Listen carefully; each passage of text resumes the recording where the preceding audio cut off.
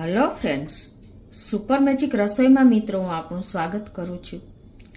આજે આપણે કિલોના કિલો વટાણા એકદમ સરળ રીતે કઈ રીતે ફોલવા એટલે કે એના દાણા કઈ રીતે કાઢવા ને એનો વિડીયો હું તમારી સાથે શેર કરું છું. મિત્રો, કોઈ ટાઈમ જ નહીં લાગે, તમે મિનિટોમાં કિલોના કિલો દાણા કાઢી શકશો એટલી સરળ રીત હું તમારી સાથે શેર કરું છું. તો તમને ચોક્કસ મિત્રો આ વિડીયો ઉપયોગી થશે. ગમે તો લાઈક કરજો, શેર કરજો અને નવા મિત્રો સબસ્ક્રાઈબ કરવાનું તો ભૂલતા જ નહીં. અને બાજુમાં રહેલું બેલ આઇકનને પણ પ્રેસ કરજો જેથી કરીને લેટેસ્ટ વિડીયોની માહિતી તમને મળતી રહે.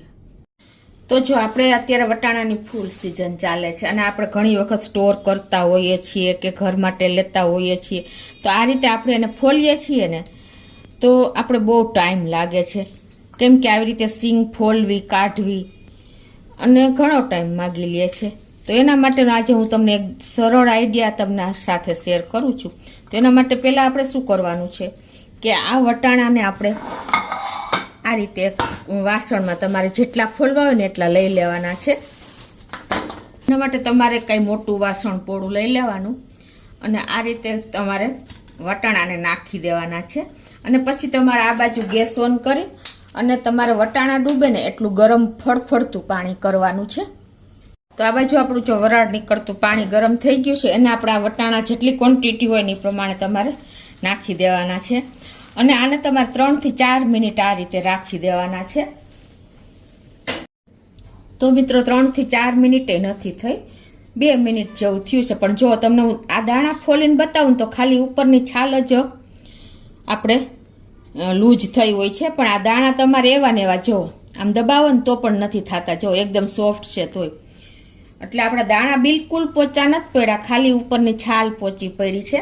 અને હવે હું તમને આગળ બતાવું.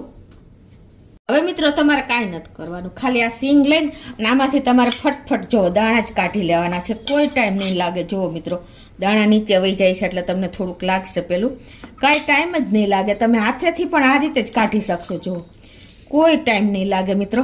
ખાલી તમારે આમ જો બધા દાણા નીચે જતા રહીએ છે, તમને બતાવી પણ દઉં. તમારે મહેનત પણ નહીં પડે, કોઈ ટાઈમ તમારે સિંગ પણ નહીં ફોલવી પડે. જો મિત્રો, આ રીતે તમે ઈઝીલી દાણા બધા જ તમારા દાણા તમારે આવી કોઈ પણ ચમચી કે ચપ્પુ કાંઈ પણ તમારે લેવાનું છે અને બીજું કાંઈ નથી કરવાનું. ખાલી તમારે આ રીતે એના દાણા જ કાઢવાના છે.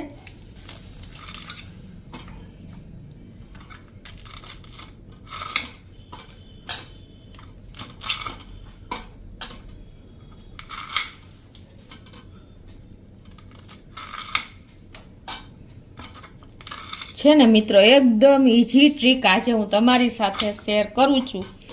તમારે કોઈ ટાઈમ જ નહીં લાગે ને મિત્રો, ફટાફટ દાણા નીકળી જશે.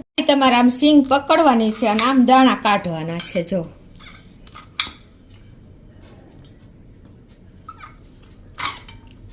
છે ને મિત્રો, નથી સિંગ ફોલવી કે નથી કોઈ જાતની ઝંઝટ. જો મિત્રો, અને તમે આવી રીતે હાથેથી પણ કાઢી શકશો. જો કઈ ટાઈમ જ નહીં લાગે, તમારે ટૂંકમાં સિંગને ફોલવી જ નહીં પડે. આવી રીતે ઇઝીલી તમે પ્રેસ કરશો ને તો પણ નીકળી જશે. જો કેમ કે આપણે ઉપરની ફોતરી જ ઢીલી થઈ છે એટલે ટાઈમ નથી લાગતો. અને આ રીતે તમે ચમચીથી વધારે ઇઝી પડશે. જો નહીં પ્રેસ કરવું પડે કે કાંઈ નહીં. અને આ રીતે પણ તમે કાઢી શકશો. જો મિત્રો, ખાલી તમારે આવી રીતે હાથેથી સિંગને દબાવવાની છે.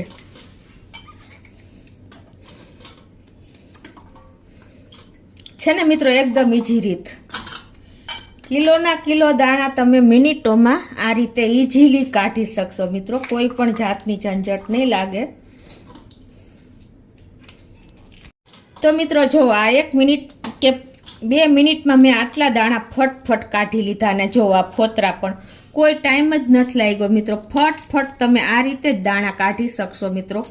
કોઈ ટાઈમ નથી લાગતો. ઈઝીલી તમારા વટાણા મિનિટોમાં કિલોના કિલો દાણા નીકળી જશે. તો આ મેથડ તમને ચોક્કસ ઉપયોગી થશે, કેમ કે ઓલી આપણે સિંગ આવી રીતે ફોલીએ છીએ પછી આમ દાણા કાઢીએ છીએ. આમાં તમારે ખાલી પાણી ગરમ કરવાનું રહેશે અને 2 થી 3 મિનિટ રાખશો ને ફળફળતું પાણી હશે તો પણ તમારા ઉપર જે સીંગ હોય ને એની ફોતરું એકદમ લૂઝ થઈ જશે અને ફટ તમારા દાણા છૂટા પડી જશે મિત્રો.